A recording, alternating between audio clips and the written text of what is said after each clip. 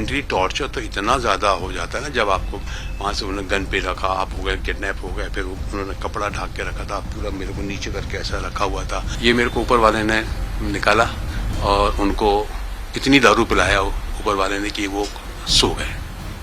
उनमें से 4-5 लोग तो नीचे चले गए थे और 2 मेरे साथ थे, वो 2 भी पीते रहे।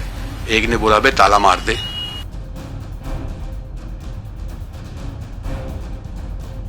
मैं तो मेरा ख्याल है मैं निकल पाया हूँ काफ़ी हद तक, क्योंकि पुलिस को काफ़ी कामयाबी हो गई। अभी तक 6 एक्यूज्ड जो हैं वो उन्होंने गिरफ्तार कर लिए हैं और काफ़ी हद तक मैं ये रहा मेरे साथ 10-15 दिन तक मैं ट्रॉमा में ही था और बहुत ही दहशत में था, बहुत डरा हुआ था। रातों में मैं सो नहीं पा रहा था।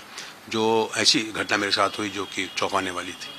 क्या आपने प्रोफेशनल हेल्प भी ली निकलने के लिए इस हादसे से, या प्रोफेशनल हेल्प या साइकियाट्रिस्ट की मदद या डॉक्टर की मदद ली ताकि वो उस ट्रॉमा से निकल? नहीं, वैसा कुछ नहीं, कुछ नहीं किया। किस तरह से हुआ ये सिलसिला? आप बस जैसे कि आप जानते हैं, हम लोग आर्टिस्ट हैं, हम लोगों को as a chief guest, as a celebrity हम लोगों को बुलाया जाता है और इस तरह के जो फंक्शन होते हैं, जैसे किसी का बर्थडे होता है तो हमें बुलाया जाता है, वेडिंग एनिवर्सरी होती है तो हमें बुलाया जाता है और NGO से हमको बुलाया जाता है और खास करके बहुत ज़्यादा बुलाया जाता है। ये जो अवार्ड फंक्शन आजकल शुरू हो गए कि लोग अवार्ड्स देते हैं, लोगों को ऑनर करते हैं, सम्मानित करते हैं, उसके लिए हमको बुलाया जाता है। और ये जो मुझे बुलाया गया था वो मेरठ में एक, इन लोगों ने उसने मुझे बोला, राहुल सैनी, कि एक मेरठ में एक इवेंट है कि हमको अवार्ड्स देना है लोगों को, तो उसके लिए था। 20 नवंबर की घटना है, तो किस तरह आपको सस्पिशन हुआ कि ये पर्सन अब आप गलत जगह पे आ गए हैं और आप किडनैप हो गए? ये तो उस वक्त हुआ जब मेरे को वाकई 2 लोगों ने आकर के ऐसा मुझे गन पॉइंट पे मुझे ले लिया था, तभी।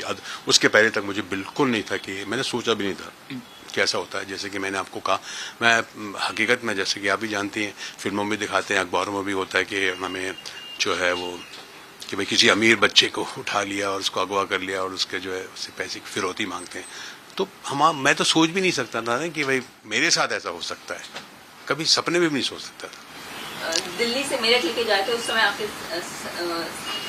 मतलब की गन रखा गया? नहीं, दिल्ली से मेरठ तक तो कुछ नहीं था। मेरठ में कोई एक इस जगह सिकंजी, जैन सिकंजी करके है, वहाँ उसके बाद जो दूसरी गाड़ी चेंज हुई, उसके बाद फिर ये सब हुआ है। मतलब क्या जब आपको किडनैप करके रखा गया वहाँ पे कुछ टॉर्चर वगैरह या कुछ टॉर्चर, देखिए मैं कहता हूँ मेंटली टॉर्चर तो इतना ज़्यादा हो जाता है ना, जब आपको वहाँ से उन्होंने गन पे रखा, आप हो गए किडनैप हो गए, फिर उन्होंने कपड़ा ढाक के रखा था, पूरा मेरे को नीचे करके ऐसा रखा हुआ था। उसके बाद फिर उनका रैश था, मतलब चल बैठ, ये कर वो कर, फिर गालियाँ निकालना, अब्यूज़ करना, अब्यूजिंग है ना, और वो सारी चीज़ें थी। वो बहुत बड़ी तकलीफ थी, धक्का मारना, ये करना। एक ने तो ऐसा धक्का मारा तो मेरा ऐसा हाथ गया, तो यहाँ पे मेरे को काफ़ी चोट भी आई, ये सब किया, समझे ना। एक तो हाथ भी किसी ने मारा। ये सब था कि वो पता कि कैसे मिलेगा पैसा, कैसे मिलेगा, डराना धमकाना, ये बहुत ज्यादा था। कितने लोग थे? आई कैन 6 या 7 लोग थे। ये माहौल ऐसा था कि 10 बाई 10 का रूम था, उसमें डबल बेड था और वहां पे मेरे को बैठा दिया गया और ये हमेशा बार बार चल पानी पी लो, पानी पियो, खाना खाए, खाना ला। मैंने कहा, और क्या हुआ था, मेरी वाइफ ने मेरे को टिफिन भी दिया था, है ना, तो मैं कुछ गोली खाता हूँ, उसके बाद मैं टिफिन लेता हूँ। मैंने कहा नहीं भाई, मेरा अपना टिफिन है। वो कहाँ है टिफिन तुम्हारा? मैंने कहा सूटकेस में। अरे सूटकेस लेके आओ। फिर उसमें से टिफिन निकाला, फिर मैंने अपना कुछ खाया, लेकिन मैं खा नहीं पाया, फ्रैंकली आधी रोटी भी नहीं खा पाया। फिर पानी पीता रहा, पानी। और मुझे वहाँ पे कुछ उनका पानी पीने में भी डर लग रहा था, पता नहीं इसमें क्या मिला दिया, कुछ हो। एनीवे, तो ये माहौल था। इसके अलावा उनका माहौल शुरू हो गया था। 5-6 लोग आते थे, मुझसे पूछते थे तेरा पिन क्या है, फोन का पिन क्या है, कोड क्या है, ये क्या है और कैसे पैसे आएंगे। अब उनका सबसे बड़ा प्रॉब्लम ये था कि पैसे कैसे आएंगे, समझा। तो उन्होंने फिर डिसाइड किया कि यार, फिर वो डर भी रहे थे कि अगर फोन से अगर ट्रांसफर करते हैं तो वो पकड़े जाएंगे, ये भी था। तो उनका फिर ये डिसाइड किया कि भैया अब तो जो है ये अपनी वाइफ को सुबह बोलेगा कि बैंक जाएगी, चेक में साइन करेगी, और फिर उसने बोला कि कैसे साइन करेगी, उसका साइन कैसे करेगी। बोले सब करेगी, उसका साइन करेगी और ये मैनेजर से बात करवाएगी और उस मैनेजर को ये बोलेगा कि भैया हाँ मेरी साइन है और मुझे इतना पैसे निकाल के दे दो। तो एक्चुअली क्या था वहाँ पे, आप अब जब घिर जाते हैं, आप बंधक हो जाते हैं ना, अरेस्ट हो जाते हैं ना, किसी गिरफ्त में आ जाते हैं, तो वहां पर आप बिल्कुल कुछ नहीं कर सकते, बट टोटली मजबूर, जो वो कह रहे हैं आपको करना पड़ेगा, नहीं तो फिर पड़ती ही मार। कितने पैसे उन्होंने मांगे थे? 1 करोड़ से शुरू किया था और 20 लाख में आ गए थे। और वहां से निकलना कितना आसान रहा आपके लिए, कितना मुश्किल?